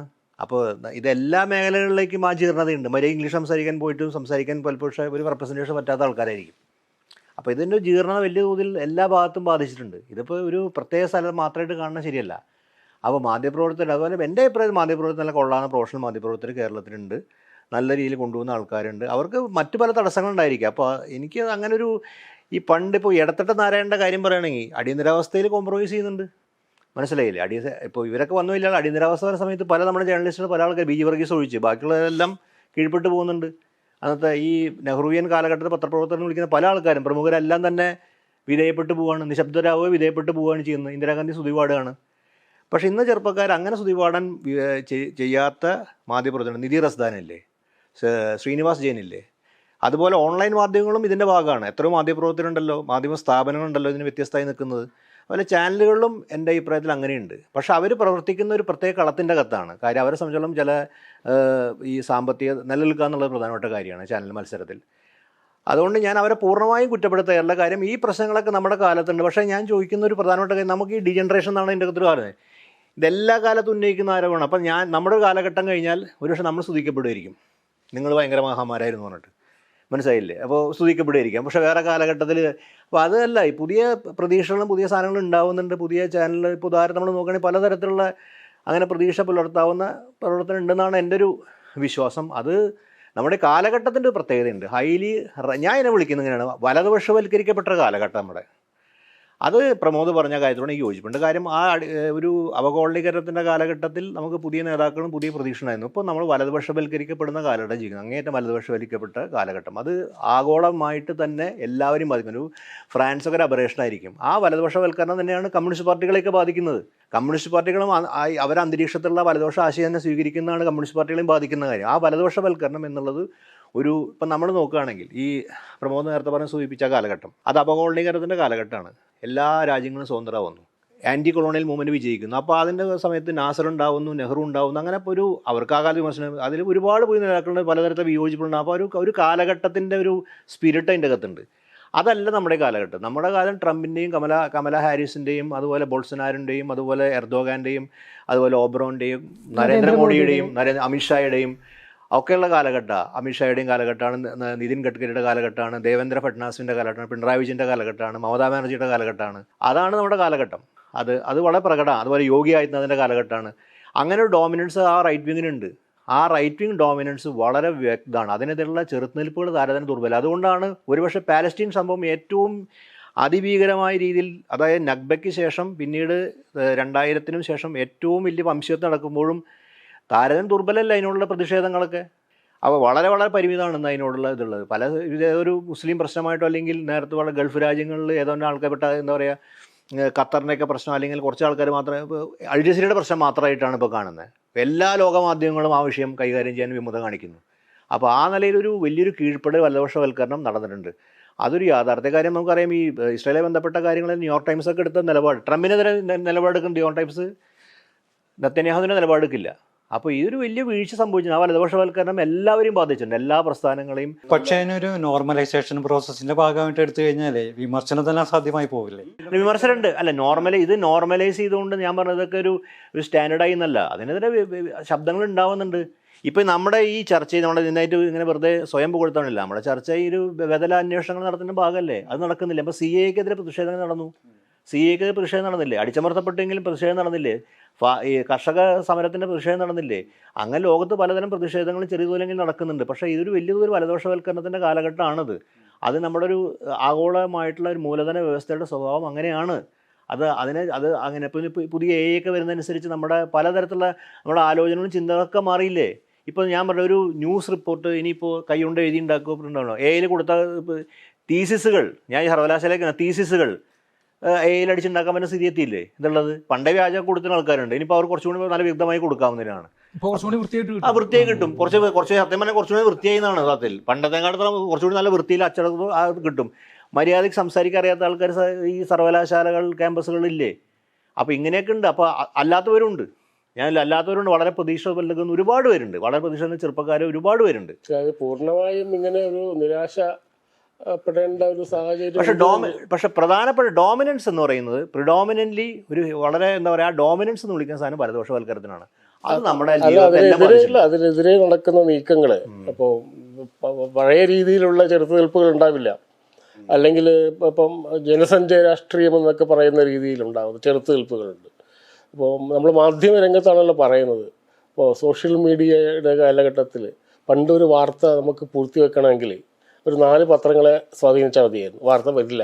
നമ്മൾ പറയുമല്ലോ, നമ്മൾ ലെഗസി മീഡിയയുടെ ജനാധിപത്യം എന്ന് പറയുന്നത് വളരെ ജനാധിപത്യ വിരുദ്ധമായ, വളരെ ജനാധിപത്യം, അതിന് ഘടന തന്നെ ജനാധിപത്യ വിരുദ്ധമാണ്. അപ്പോൾ ഘടനാപരമായി ഒരു പത്രത്തിൽ നോക്കുക, നിങ്ങൾ ഒരു പത്രത്തിൽ എന്താണ് വാർത്ത എന്ന് അവർ ഇരിക്കുന്നവരാണ് തീരുമാനിക്കുന്നത്. അപ്പോൾ ആ ഒരു 4-5 പേര് ഇരുത്തിയിട്ട് വാർത്ത എന്താണ് തീരുമാനിക്കുന്ന ഒരു സ്ഥലത്താണ് നമ്മൾ ജനാധിപത്യത്തിന് 4-ാം തൂണെന്ന് പറയുന്നത്. അതിൻ്റെ ഒരു വലിയൊരു വൈരുദ്ധ്യം ഉണ്ടല്ലോ. അപ്പോൾ ഒരു വാർത്ത നിങ്ങൾക്ക് വരരുത് എന്ന് തീരുമാനിക്കാൻ നിങ്ങൾക്ക് 4 പത്രങ്ങളെ വളരെ അതിനെ സൂചിപ്പിച്ചു കഴിഞ്ഞാൽ സ്ട്രിങ് വലിച്ചു കഴിഞ്ഞാൽ നിങ്ങൾ വാർത്ത നിർത്തും. ഇന്നൊരു വാർത്ത നമുക്ക് പൂർത്തിവെക്കാൻ പറ്റില്ല. ഇന്നൊരു വാർത്ത കൊടുക്കാൻ എല്ലാവരും നിർബന്ധമായി തീർന്നു. അത് സാങ്കേതിക വിദ്യയുടെ മാറ്റം ഉണ്ടായിട്ടുണ്ട്. വലിയ രീതിയിൽ മാധ്യമരംഗത്ത് ജനാധിപത്യവൽക്കരണം നടന്നിട്ടുണ്ട്. ഞാനോട് യോജിക്കുന്നുണ്ട്. ഞാൻ അങ്ങനത്തെ പ്രതീക്ഷ ഉണ്ടെന്നാണ് എൻ്റെ അഭിപ്രായം. അപ്പൊ അതുകൊണ്ട് ഈ എല്ലാം ഭീകരമായ രീതിയിൽ അതിനൊരു മറുവശവും കൂടെ ഉണ്ട് കേട്ടോ. എന്ന് വെച്ച് കഴിഞ്ഞാൽ ഒരു വാർത്ത ഫാബ്രിക്കേറ്റ് ചെയ്ത ഒരു വാർത്തയെ പിന്തുടരാൻ മറ്റു മാധ്യമങ്ങൾ നിർബന്ധിതമാവുന്ന ഒരു സാഹചര്യം നിലനിൽക്കുന്നത് ഒരു അനാർക്കിയാണ്. I would call it happy anarchy. പണ്ട് ഉണ്ടായിരുന്ന ഒരു ഭയങ്കര റെജിമെന്റഡ് ആയിട്ടുള്ള ഒരു സാധനം ഉണ്ടല്ലോ, അത് ഇന്നത്തെ വാർത്തയുടെ ഭാഷ ഇങ്ങനെയായിരിക്കണം, ഒബ്ജക്റ്റീവ് ആയിരിക്കണം, അങ്ങനെയൊക്കെയുള്ള മുൻപേ നിർണയിച്ചു വെച്ച കാര്യങ്ങൾ. പണ്ട് മാധ്യമപ്രവർത്തനം കടന്നു വരാൻ തന്നെ ചില മാനദണ്ഡങ്ങൾ ആവശ്യമായിരുന്നു. കാരണം നമ്മൾക്ക് അറിയാവുന്ന പോലെ മാധ്യമപ്രവർത്തനം എന്തുകൊണ്ട് ന്യൂസ് റൂം ഡൈവേഴ്സിറ്റി ഇല്ലാതിരുന്നത്? ഒരു വിഭാഗത്തിൽപ്പെട്ട വരേണ്യരായ ആൾക്കാരെയാണ് മാധ്യമം നിർണ്ണയിച്ചിരുന്നത്. ഇന്ന് ആ വ്യത്യസ്തം മാറിയിട്ടുണ്ട്. ഇന്ന് പല സമൂഹത്തിൽപ്പെട്ട ആൾക്കാർ കടന്നു വരുന്നുണ്ട്. അതെ, അപ്പൊ ഈ ജീർണത എന്ന് പറയുന്നതിന്റെ അപ്പൊ ഇത് വളരെ സങ്കീർണമാണ്. വെക്കുക നമുക്കിത് ജീർണത എന്ന് പറയാം. അപ്പൊ ഞാൻ അത് വളരെ എളുപ്പത്തിൽ ഞാൻ പറയുന്നത്, ഇത് വളരെ എളുപ്പമാണ്. ഇതൊക്കെ ജീർണതയാണ്, ഇത് വലതുപക്ഷവൽക്കരണമാണ് എന്നൊക്കെ പറയുമ്പോൾ ഇതിൻ്റെ ഉള്ളിൽ തന്നെ ആന്തരിക ഘടനയിൽ തന്നെ മാറ്റം വരുന്നുണ്ട്. ഈ മാറ്റം വളരെ പോസിറ്റീവാണ്.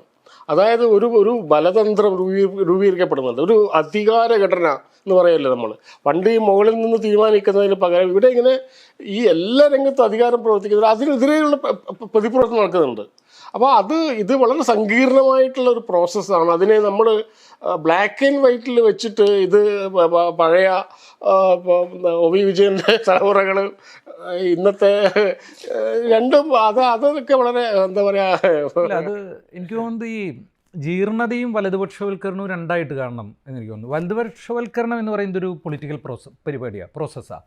ജീർണത എന്ന് പറയുന്നത് പലപ്പോഴും ആളുകൾ പറയുമ്പോൾ അതിൽ ഈ പറഞ്ഞ പോലെ ഗൃഹാതുരത്വത്തിൻ്റെ എലമെൻ്റൊക്കെ വരും. ഇപ്പോൾ നോവലിൻ്റെ കാര്യത്തിൽ അത്ര ഗൃഹാതുരത്വമല്ല, അതൊരു വാസ്തവമാണെന്നാണ് എനിക്ക് തോന്നുന്നത്. ഞാൻ പ്രസാദ് പറഞ്ഞ പോലെ എല്ലായ്പ്പോഴും മരുഭൂമി, അതും ഒരു രാഷ്ട്രീയ കാലത്തിൻ്റെ എഴുത്താണ്. ഇപ്പോൾ ഏറ്റവും 10 ലക്ഷം കോപ്പി വിറ്റുപോയി എന്നൊക്കെ പറയുന്ന പുസ്തകങ്ങൾ അത് ഈ കാലത്തിൻ്റെ എഴുത്തുകളാണ്. ഒരേ സമയം തന്നെ അത് വലതുപക്ഷ രാഷ്ട്രീയം ഉണ്ടാക്കുന്ന സമൂഹത്തിൻ്റെ എഴുത്തുകൾ കൂടിയാണ് വരുന്നത്. അത് അങ്ങനെ അതല്ല വേണ്ടത് എന്ന് പറയാനുള്ള ഒരു അവകാശം കൂടിയുള്ള ആളാണല്ലോ ആസ്വാദകനും വായനക്കാരനും. അതുണ്ട് നമുക്ക്. അത് ഗൃഹാതുരത്വം മാത്രമല്ല. പക്ഷേ ഈ വലതുപക്ഷവൽക്കരണവും ജീർണതയും രണ്ടായിട്ടാണ് കാണേണ്ടത്. ഈ മാധ്യമങ്ങളുടെ ഈ പ്രശ്നത്തിൽ ഇപ്പോൾ മാധ്യമങ്ങൾ എന്ന് പറയുന്നത്, മാധ്യമം എന്ന് പറയുന്ന ഒരു കൺസെപ്റ്റിനപ്പുറത്താണ് നമ്മളിന്ന് മാധ്യമങ്ങൾ എന്ന് പറയുന്ന ഒരുപാട് ഇൻസ്റ്റിറ്റ്യൂഷൻസ് വർക്ക് ചെയ്യുന്നത്. അത് വലതുപക്ഷ രാഷ്ട്രീയത്തിൻ്റെ, ഫാഷിസ്റ്റ് രാഷ്ട്രീയത്തിൻ്റെ ഒരു സാധനമാണ്. ഒരു പ്രൊപ്പഗാൻഡ ടൂൾസാണ്. ഇപ്പോൾ പ്രൊപ്പഗാൻഡ ടൂൾസ് മാത്രമല്ല, എൻ്റർടൈൻമെൻറ്റും കൂടെ ചേർന്നതാണ് എന്നുള്ളൊരു മിക്സ് പുതുതായിട്ട് രൂപപ്പെടുത്തും കൂടെ ചെയ്യുന്നുണ്ട്. അതെ, അതുകൊണ്ടാണ് ഇപ്പോൾ പ്രൊപ്പഗാൻഡ ടൂൾസ് ആണ് നേരത്തെ പറഞ്ഞ പോലെ ഈ ഒരു വാർത്ത ക്രിയേറ്റ് ചെയ്യുന്നത്. വാർത്ത ക്രിയേറ്റ് ചെയ്യുന്നത് വാർത്തയ്ക്ക് വേണ്ടിയിട്ടല്ല, മറ്റ് ചില വാർത്തകൾ പുറത്തു വരാതിരിക്കാൻ വേണ്ടിയിട്ട്, ചില വാർത്തകൾ ആളുകൾ ചില പ്രശ്നങ്ങൾ ചർച്ച ചെയ്യാതിരിക്കാൻ വേണ്ടിയിട്ടാണ് നിങ്ങൾ മറ്റൊരു കാര്യം നിർമ്മിക്കുന്നത്. ഇപ്പോൾ ഒരാൾ പുഴയിൽ മുങ്ങിപ്പോയി, അയാൾ കുതിരപ്പുറത്തോ ആനപ്പുറത്തോ ഒക്കെ ആയിട്ട് അവിടെ പോകുന്നു. കുറച്ച് കഴിയുമ്പോൾ ഇവിടെ വേറൊരു അപകടം സംഭവിക്കുന്നു. എന്നാൽ പിന്നെ ഇവിടെ വന്നു, അപ്പോൾ മറ്റാളുടെ കാര്യം കുറച്ച് കുഴപ്പമില്ല. ഇത്രയേ ഉള്ളൂ. അതായത് നിങ്ങൾ വാർത്തകളെ ഒരു ആഘോഷമാക്കി മാറ്റുന്നു. കേരളത്തിൽ തന്നെ നോക്കും, ഇപ്പോൾ വയനാട് എത്രയോ ആളുകൾ ഇപ്പോഴും കാണാനില്ല ആ ദുരന്തം കഴിഞ്ഞിട്ട്. 47 ആളെ കാണാനില്ല. നമ്മുടെ ഇവിടെ അതൊന്നൊരു ചർച്ചയില്ല. കുറച്ച് ദിവസം കഴിഞ്ഞു, അത് കഴിഞ്ഞപ്പോൾ കുറച്ച് വാഴ്ത്തുപാട്ട്, ഇത് കേരളമാണ് എന്നുള്ള ടാഗ് ലൈൻ. ഇനിയിപ്പോൾ പുനരധിവാസത്തിൻ്റെ സ്കൂളിൻ്റെ പെയിൻ്റൊക്കെയാണ് നമ്മൾ ചർച്ച ചെയ്യാൻ പോകുന്നത്. ഇത്രയും വലിയൊരു ദുരന്തം കഴിഞ്ഞിട്ട് അവിടുത്തെ മനുഷ്യരെവിടെ പോയി എന്നുള്ളത് മനുഷ്യരെ കാണാനില്ല. ഓഫ് കോഴ്സ് നമുക്കറിയാം, മണ്ണിനടിയിൽ പെട്ട് പുതഞ്ഞു പോയവരും ഒക്കെ ആയിട്ടുള്ള മനുഷ്യന്മാരുണ്ട്. അത് ആരൊക്കെയാണ്, എന്തൊക്കെയാണ് എന്നൊക്കെയുള്ള ഇനി എങ്ങനെ ഉണ്ടാവാതിരിക്കാം എന്നുള്ള ചർച്ചകളെ മുഴുവൻ നമ്മൾ പരസ്പരം ഗാഡ്ഗിലിനെ പുലഭ്യം പറയുന്ന ഒരു പരിപാടിയാക്കി മാറ്റുകയും അത് അവസാനിപ്പിക്കുകയും ചെയ്തു. ഇതിൽ മാധ്യമങ്ങൾക്ക് വലിയ പങ്കുണ്ട്.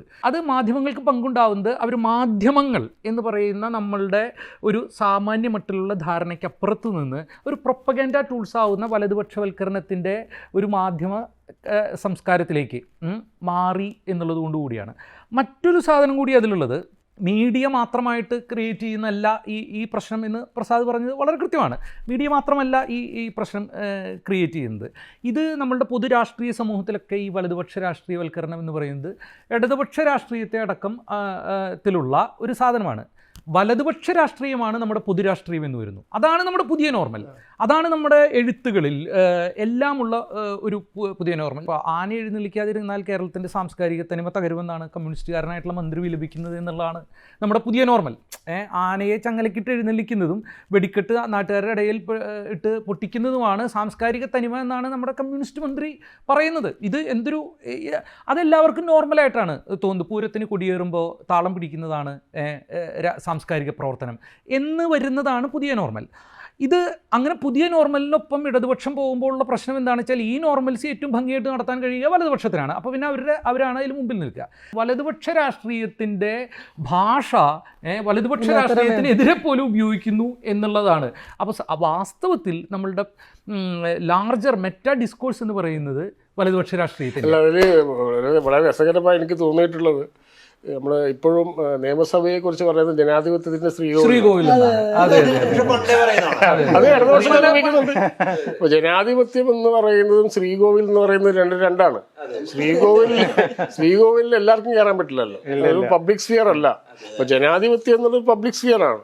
അപ്പൊ ഇത് രണ്ടും ഇങ്ങനെയാണ്. ഇത് മലയാളി ഉണ്ടാക്കിയതാണ്. അതുപോലെ പ്രമോദ് പറഞ്ഞൊരു കാര്യമുണ്ട്. അതാണ് എനിക്ക് തോന്നുന്നു ഇതിൻ്റെ അകത്ത് എനിക്ക് ഒരു പ്രധാന ഒരു കാര്യം. അതായത് നമ്മൾ ഡിബേറ്റ് ചെയ്യുന്നത് പ്രമോദ് പറഞ്ഞ വേണ്ട 10 ലക്ഷം കോപ്പി ചിലവായി, 5 ലക്ഷം കോപ്പി ചിലവായി, അതനുസരിച്ച് അത് മാനാകമായി മാറുന്നു എന്നുള്ളത്. അതായിക്കോട്ടെ, അവിടെ അതാണ് അതിൻ്റെ ഫ്രണ്ട്. അല്ല അതിൻ്റെ മറ്റു തരത്തിലുള്ള ഒരു ഭാഗോത്തരം എന്തെങ്കിലും ഷിഫ്റ്റ് കൊണ്ടുവന്നു, അതൊന്നും അല്ല ഡിബേറ്റ് ചെയ്യപ്പെടുന്നത്. ഈ 10 ലക്ഷം കോപ്പി ചർച്ച അത് ആണ് ഒരു പക്ഷേ ചർച്ചയ്ക്ക് വിധേയമാവുകയും അതനുസരിച്ച് 10 ലക്ഷം കോപ്പി ഒരു കുറ്റമായിരുന്നു. കുറ്റല്ല, 10 ലക്ഷം കോപ്പി അല്ല. ഇപ്പൊ നമ്മുടെ പ്രധാനപ്പെട്ട എഴുത്തുകാരുടെ സമയത്ത് ചങ്ങമ്പുഴയുടെ രമണൻ എത്ര എഡിഷൻ ഇറങ്ങിയെന്നറിയാം. നമ്മുടെ പ്രധാനപ്പെട്ട പല എഴുത്തുകാരുടെ സമയത്തും അന്ന് മാത്യു വരൻ നോവലായിരിക്കും ചിലപ്പോൾ കൂടുതൽ വായിച്ചിട്ടുണ്ടാവുക. അതൊക്കെ ഉണ്ട് എല്ലാ കാലത്തും. പക്ഷെ ഞാൻ പറയും പക്ഷേ ഇതിന് ഒരു മറ്റേത് തമസ്കാരം നടന്നിട്ടില്ല. അപ്പുറത്തെ എഴുത്തുകാരും ഉണ്ട്, അവരുടെ വായിച്ചിരുന്നു. അത് പലതരം വായനക്കാർ സമൂഹത്തിലുണ്ടാവും. പക്ഷെ ഇതിന് ഡോമിനൻസ് മറ്റേതൊക്കെ തമസ്കരിക്കപ്പെടുന്ന അവസ്ഥയെക്കുറിച്ചാണ് പറഞ്ഞത്. അല്ലെ, കാലത്തിൻ്റെ കാര്യം എന്ന് പറയുന്നത് എഴുത്തുകാർക്കപ്പുറമുള്ളതാണ്. ഇതേ എഴുത്തുകാരൻ ആ ക്രാഫ്റ്റ് അവർക്ക് എഴുതുന്ന ഒരാൾക്കൊരു ക്രാഫ്റ്റ് ഉണ്ട്. ഇതേ ആൾ മറ്റൊരു രാഷ്ട്രീയ വ്യവഹാരത്തിനാണ് മേൽക്കൈയുള്ളൊരു കാലത്തായിരുന്നെങ്കിൽ അന്ന് അയാൾ എഴുതുന്നത് മറ്റൊരു തരത്തിലുള്ള നോവലായിരിക്കുമെന്നാണ് ഞാൻ കരുതുന്നത്. എന്താ വലതുപക്ഷവൽക്കരണമാണ് പ്രധാനപക്ഷം. അതിനുള്ള ലിറ്റററി ആയിട്ടുള്ള മറ്റൊക്കെ നടക്കുന്നുണ്ട്, ഒരുപാട് മീഡിയയിലും ഉണ്ടെന്ന് എൻ്റെ അഭിപ്രായം. ഇപ്പം നിങ്ങൾ എന്തിനാണ് ഈ സംരംഭം നടത്തുന്നത്? ഈ കാലത്തിന്റെ സ്പിരിറ്റ് അതേപോലെ കൊണ്ടുപോകാനാണോ? അപ്പോൾ അല്ലല്ലോ. അങ്ങനത്തെ കാര്യങ്ങൾ, സംരംഭങ്ങളും പ്രവർത്തനങ്ങളും ഉണ്ട്. അത് പ്രതീക്ഷ നൽകുന്നു. നമ്മൾ പ്രതീക്ഷ നഷ്ടപ്പെട്ട് സംസാരിക്കേണ്ട ഒരു ഗതികേട് നമുക്കുണ്ടെന്ന്. പ്രതീക്ഷ നഷ്ടപ്പെട്ടതുകൊണ്ടുള്ളൊരു പറച്ചിലായിരുന്നില്ല അത് ഇത്തരം കറക്റ്റീവ് മെഷേഴ്സ് ഇതിനകത്ത് നിന്ന് തന്നെ ഉരുത്തിരിഞ്ഞ് വരേണ്ടതുണ്ട്. അല്ലെങ്കിൽ അതിന് ഡോമിനൻസ് കിട്ടുകയും ഈ വലതുപക്ഷവൽക്കരണം കൂടുതൽ വ്യാപിക്കുകയല്ലേ ചെയ്യുക. കാരണം മറ്റ് ദൃശ്യമാധ്യമങ്ങളെല്ലാം ഇത്തരം പ്രവണതകളെ ഏറ്റെടുത്ത് അതിനെ വലുതാക്കാൻ ശ്രമിച്ചുകൊണ്ടിരിക്കുന്നത്. സൗകര്യമായിട്ട് തീർന്നുണ്ട് രാഷ്ട്രീയ പാർട്ടികൾക്ക്. എനിക്ക് രാഷ്ട്രീയ പാർട്ടികൾ തന്നെയാണ് വിമർശന വിധേയമാവേണ്ടത്. രാഷ്ട്രീയ പാർട്ടി CPM ഇതൊക്കെ സൗകര്യം ഉപയോഗിച്ചുകൊണ്ട് ഇത് എന്റർടൈൻമെന്റ് നടത്തുക എന്ന് മാത്രമല്ല, ഈ മാധ്യമങ്ങളും രാഷ്ട്രീയ പാർട്ടികളും തമ്മിലുള്ള ഒരു നെക്സസ് രൂപപ്പെടുന്നുണ്ട്. അതുകൊണ്ടല്ലോ അത് മാധ്യമപ്രവർത്തകരായിട്ട് എന്നുള്ളതിനേക്കാൾ ഉപരി ഒരേ ഇക്കോസിസ്റ്റത്തിലെ സാധനങ്ങളാണ് ഇതെല്ലാം. അങ്ങനെ ആയിരുന്നു പോലും കുഴപ്പമില്ല. പബ്ലിഷൻസ് കൂടി നടത്തുന്നത് PR വർക്ക് ചെയ്യുക, അവിടെയാണ് പ്രശ്നം വരുന്നത്. PR വർക്ക് ഏറ്റെടുത്ത് പൈസ വാങ്ങി PR വർക്ക് ഏറ്റെടുക്കുക. ഒരു ഭാഗത്ത് മാധ്യമപ്രവർത്തനം, മറുഭാഗത്ത് PR വർക്ക്. അതൊക്കെയാണ് അതിന്റെ മാധ്യമ പ്രവർത്തനത്തിന്റെ പുതിയ സ്റ്റാൻഡേർഡ് എന്നൊക്കെ പറഞ്ഞ് പുതിയ ചാനലുകളൊക്കെ വരുമല്ലോ. പഴയ ആളുകളൊക്കെ തന്നെ ഒന്ന് ആലോചിച്ച് നോക്കൂ. നമുക്കത് വളരെ സ്വാഭാവികമായിട്ട് തോന്നുകയാണ്. ഇപ്പോൾ ഇപ്പം നടത്തിയില്ലേ ഒരു ബസ്സിൽ ഇവരെല്ലാവരും കൂടി പോയിട്ട് ബാലസംഘം പോകുന്ന മാതിരി ഇറങ്ങിയ ആളുകളെക്കാണ് കൈ വീശുക ഒക്കെ ചെയ്യുന്ന നവകേരള രഥയാത്രയുടെ ഒരു പരിപാടി ഉണ്ടായിരുന്നല്ലോ. അപ്പോൾ ഈ രഥയാത്ര കഴിഞ്ഞിട്ട് ഈ രാവിലെ ഒരു പൗരപ്രമുഖനുമായിട്ടുള്ള പ്രാതൽ, അത്താഴം, ഇതൊക്കെയായിരുന്നല്ലോ അതിൻ്റെ പ്രധാന ഇച്ഛ. പൗരനില്ലല്ലോ, പൗരപ്രമുഖരായി മാറിയില്ലേ. നേരത്തെ പറഞ്ഞ ശ്രീകോവില, കറക്റ്റാ, ശ്രീകോവിലാണത്. അവിടുന്ന് ഇറങ്ങിയ ഒരു പൗരപ്രമുഖന്മാരെ മാത്രമേ തുടർന്ന്. അതെ. അപ്പോൾ മാധ്യമപ്രവർത്തകരെന്താ ചെയ്തിരുന്നത്? ഈ വളരെ ആരോപണങ്ങളൊക്കെ കേൾക്കുന്നുണ്ട്. നവകേരള ഈ യാത്രയ്ക്കെതിരെ ഇങ്ങനെ ഓരോന്നൊക്കെ പറയുന്നുണ്ട്. പൊളിറ്റിക്കൽ ആരോപണങ്ങളാണല്ലോ. ഇങ്ങനെയാണോ ഒരു ജനാധിപത്യം വർക്ക് ചെയ്യേണ്ടത്? നമ്മൾ കൊല്ലം മുഴുവൻ ശമ്പളം കൊടുത്തിട്ട് ഒരു വലിയ സിസ്റ്റത്തെ നിലനിർത്തുക, നമ്മൾ തിരഞ്ഞെടുത്ത് മന്ത്രിമാരെ നിലനിർത്തുക, എന്നിട്ട് അവർ നിങ്ങളുടെ പ്രശ്നങ്ങളൊക്കെ പരിഹരിക്കണമെങ്കിൽ ഞങ്ങളൊരു ബസ് കൊടുത്ത് വരുന്നുണ്ട്, നിങ്ങളെല്ലാവരും പന്തൽ കെട്ടി ഇവിടെ വന്നിരിക്കുക എന്ന് പറയും. ഇതിനല്ലല്ലോ നമ്മളൊരു സംവിധാനത്തെ, അതിൻ്റെ തകർച്ചയല്ലേ ഇത് കാണിക്കുന്നത് എന്നൊക്കെ ചോദിക്കുമ്പോൾ മാധ്യമപ്രവർത്തനം എന്താ? മിനിസ്റ്റർ എന്താണ് നിങ്ങൾ രാവിലെ കഴിക്കുന്നത്? ഞാൻ കാണുന്നു ഇഡ്ഡലിയും വെള്ളപ്പവും മാത്രമാണുള്ളൂ, വലിയ ആഡംബരമൊന്നും ഇല്ല എന്നുള്ളതാണ് കേരളത്തിലെ ഏറ്റവും സക്സസ്ഫുൾ മാധ്യമപ്രവർത്തകർ ചെന്ന് നടത്തുന്ന പരിപാടി. ഒരു ഷോ ആണ് അത് കാണിക്കുന്നത്. പക്ഷെ ഞാൻ അങ്ങനെയാണോ നമ്മുടെ ഉദാഹരണത്തിന് ഈ നമ്മുടെ ഇവർക്ക് ഇപ്പോൾ ഇതിനെ നടന്ന പ്രതിഷേധത്തിനെ കുറിച്ചൊക്കെ വളരെ റിപ്പോർട്ട് ചെയ്യപ്പെടുന്നുണ്ട്. മൊത്തമില്ല എന്നല്ല ഞാൻ പറയുന്നത്.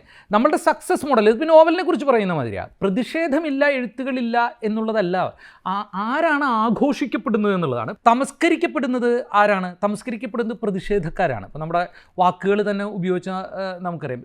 4 ദിവസം നമ്മൾ തുടർച്ചയായിട്ട് ഇത് പ്രശ്നമാണല്ലോ എന്ന് പറഞ്ഞാലല്ല. പ്രശ്നമാണ് എന്ന് പറയുന്നത് നിരാശാവാദമല്ല.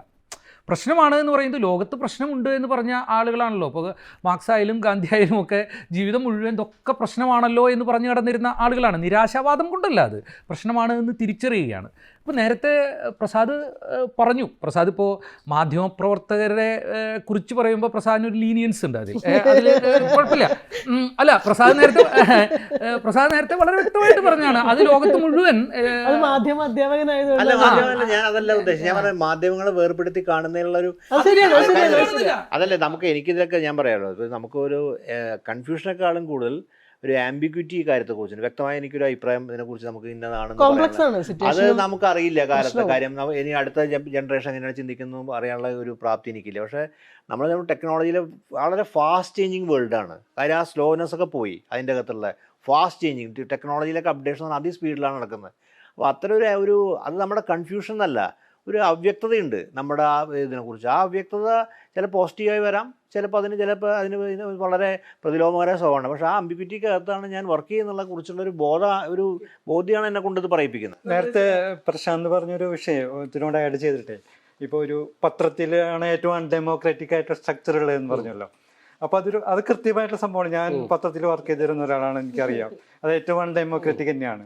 പക്ഷേ നമ്മൾ ഇപ്പോൾ ചർച്ച ചെയ്യുന്ന ഈ കോണ്ടെക്സ്റ്റിലേക്ക് വന്നു കഴിഞ്ഞാൽ, ഉപതെരഞ്ഞെടുപ്പിൻ്റെ കോണ്ടെക്സ്റ്റിൽ ഇപ്പോൾ ഈ വയനാട് ദുരന്തം ഉണ്ടായപ്പോൾ നമുക്കറിയാം നമ്മുടെ വിഷ്വൽ മീഡിയ 24 മണിക്കൂർ അവിടെയായിരുന്നു. 24 മണിക്കൂർ ഇങ്ങനെ നമ്മുടെ മുന്നിൽ ഈ കഥകളിങ്ങനെ ചൊരിയായിരുന്നു. അതുപോലെ തന്നെ അവിടെ കേന്ദ്ര സഹായം കിട്ടാത്ത ഇഷ്യൂസ്, ബേസിക്കായിട്ടുള്ള ഇഷ്യൂസൊക്കെ റിപ്പോർട്ട് ചെയ്യപ്പെട്ട് ചർച്ച ചെയ്യുകയൊക്കെ ചെയ്തിട്ടുണ്ട്.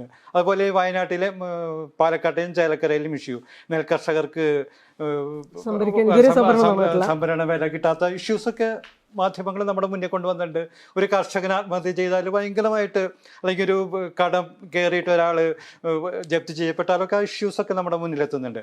പക്ഷെ എൻ്റെ സംശയം, ഒരു പ്രേക്ഷകൻ എന്നുള്ള രീതിയിൽ നമുക്ക് തോന്നുന്ന ഇലക്ഷൻ കാലത്തുണ്ടല്ലോ, അതെന്തുകൊണ്ടാണ് ഒരു കണ്ടന്റ് ആവാത്തത് എന്നുള്ളതാണ് നമ്മളുടെ ഒരു സംശയമായിട്ട് വരുന്നത്. അതായത് വയനാട്ടിലും പാലക്കാട്ടെയും ചേലക്കരയിലും മനുഷ്യൻ അനുഭവിക്കുന്ന ഈ സംഭവം, ഈ പ്രിയങ്കയുടെയും ഒക്കെ കെട്ടുകാഴ്ചകളിൽ പുറകെ അല്ലേ ഈ റിയൽ സബ്ജക്റ്റ്, കോർ സബ്ജക്റ്റ് മറിച്ച് പിടിച്ചിട്ട് ഈ കെട്ടുകാഴ്ചകൾ, ഈ രാഹുൽ മാങ്കൂട്ടത്തിലും CPM-ഉം പ്രിയങ്കയൊക്കെ ഒരുക്കുന്ന കെട്ടുകാഴ്ചകൾ മാത്രമാണ് മുന്നിൽ വരുന്നത്. ഈ പ്രശ്നം നമുക്ക് സോൾവ് ചെയ്യാം. നമ്മൾ തീരുമാനിക്കുകയാണ് ഇത് നമ്മൾ ഹൈലൈറ്റ് ചെയ്യാൻ പോകുന്നു എന്ന് തീരുമാനിച്ച് അതിനെ എങ്ങനെ നല്ലൊരു വിഷ്വൽ മീഡിയ ആണെങ്കിൽ നല്ലൊരു വിഷ്വൽ കണ്ടന്റായി മാറ്റുകയും അതിനെ പ്രസന്റബിൾ ഫോമിലേക്ക് ഈ പ്രശ്നങ്ങൾ അവതരിപ്പിക്കുകയും ചെയ്യുമ്പോൾ തീർച്ചയായും മറ്റുള്ളവർ അതിന് പിറകെ വരും. ഇതിൻ്റെ പ്രശ്നം എന്ന് വെച്ചാൽ നമ്മൾ we are going easy way. അവിടെ ഒരു സാധനം കാണുമ്പോൾ നമ്മൾക്ക് ഒരു രാഷ്ട്രീയം ഉണ്ടായിരിക്കുകയും ആ രാഷ്ട്രീയത്തെ ഇപ്പോൾ എഴുത്തിലാണെങ്കിൽ എങ്ങനെ ആ വാർത്ത വീവ് ചെയ്യണം എന്ന് നമ്മൾ മനസ്സിലാക്കി ഏതൊക്കെ പോയിന്റുകൾ അതിൽ കൊണ്ടുവരുമെന്ന് വളരെ ബോധപൂർവ്വം ശ്രമിച്ചാൽ, ഇപ്പോൾ 1, 2, 3, 4 ദിവസം ശ്രമിച്ചു കഴിഞ്ഞാൽ അതൊരു വലിയ വാർത്തയാകും. ഞാൻ പറഞ്ഞത് എന്താണെന്ന് തീരുമാനിക്കുന്നു എന്നുള്ളതുണ്ടല്ലോ. ഇപ്പൊ ഈ വിഷ്വൽ മീഡിയയുടെ വലിയ സാമ്പത്തിക ശേഷിയുള്ള ചാനലുകളാണ്. അവരുടെ ഇത്തരത്തിലുള്ള ദാരിദ്ര്യം പറയേണ്ട ഒരു ആവശ്യമില്ല. ഇഷ്യൂ ഉണ്ട്, ആൾക്കാരുണ്ട്, ഇത് റിപ്പോർട്ട് ചെയ്യാനുള്ള ശേഷിയുണ്ട്, സബ്ജക്റ്റ് ഉണ്ട്, ഇതെല്ലാം ഉണ്ട്. എന്നിട്ടും ഇവരെന്തിനാണ് ഒരു സ്ഥാനാർത്ഥിയുടെ പുറകില് അയാളുടെ കൈവീശലിന് മാത്രം നിന്ന് കൊടുക്കുന്നത് എന്നുള്ളത് തന്നെയാണ് ക്ലാസ് പൊളിറ്റിക്സ്. അത് വിമർശിക്കപ്പെടണം. ഈ പറഞ്ഞ വലിയ സാമ്പത്തിക ശേഷിയും വലിയ ദാരിദ്ര്യവും ഇല്ലാത്ത രീതിയിൽ പ്രവർത്തിക്കുകയും ഇത്തരം വിഷയങ്ങൾ വളരെ ഗംഭീരമായിട്ട് കൈകാര്യം ചെയ്യാൻ പറ്റുകയും ചെയ്യുന്ന സ്ഥാപനങ്ങൾ എന്തുകൊണ്ടത് ചെയ്യുന്നില്ല? അതാണ് അവരുടെ ക്ലാസ് പൊളിറ്റിക്സ്. അതുകൊണ്ടുകൂടിയാണ് അവർ അത്രയും സാമ്പത്തിക ശേഷിയുള്ളവരായിട്ട് നിലനിൽക്കുന്നത്. ഇപ്പോൾ ഈ പറയുന്ന ഡൈവേഴ്സിഫിക്കേഷൻ ഉണ്ടല്ലോ, അല്ലെങ്കിൽ പ്ലൂരാലിറ്റി, ന്യൂസ് ഡെസ്കിനകത്ത് പ്ലൂരാലിറ്റി എന്തുകൊണ്ട് അവർ പ്രൊഡ്യൂസ് ചെയ്യുന്ന കണ്ടന്റിൽ റിഫ്ലക്ട് ചെയ്യുന്നില്ല എന്നുള്ളത് എനിക്ക് ഇവിടെ അത് വളരെ ശരിയായ വിമർശനമായിരിക്കെ തന്നെ. ഇപ്പോൾ ഉദാഹരണത്തിന് വയനാട്ടിലെ ഈ കർഷകർ നേരിടുന്ന ഈ കടബാധിതരുടെ പ്രശ്നം, ആത്മഹത്യ, അതുപോലെ തന്നെ ചൂരമല ദുരന്തം ഉണ്ടായ ശേഷമുള്ള വിഷയങ്ങളൊക്കെ തന്നെ രാഷ്ട്രീയ പാർട്ടി ഉന്നയിക്കുമ്പോൾ ആ അജണ്ട സെറ്റിംഗ് പ്രോസസ്സിൽ ഒരു വേണ്ട പോലെ നടക്കുന്നില്ല. ആരാ അജണ്ട സെറ്റ് ചെയ്യുന്നത്? മാധ്യമങ്ങൾ അജണ്ട സെറ്റ് ചെയ്യുന്നതിനോട് വിടുന്നു. മാധ്യമങ്ങളുടെ അജണ്ടയ്ക്ക് പിന്നാലെ എന്തിനു പോകുന്നു? രാഷ്ട്രീയ പാർട്ടികൾ ഡോമിനൻസുള്ള സമൂഹമല്ലേ ഇത്? രാഷ്ട്രീയ പാർട്ടികൾക്ക് അപ്രമാദിത്തുള്ള ലോകമാണ്. അവർക്ക് സ്പേസ് കിട്ടുന്നുണ്ട്, അവരുടെ പത്രസമ്മേളനം കവർ ചെയ്യുന്നുണ്ട്. പ്രിയങ്കയ്ക്ക് ഉന്നയിക്കാനും വിഷയമായിരുന്നല്ലോ, പ്രിയങ്ക ഉന്നയിക്കുന്നില്ല.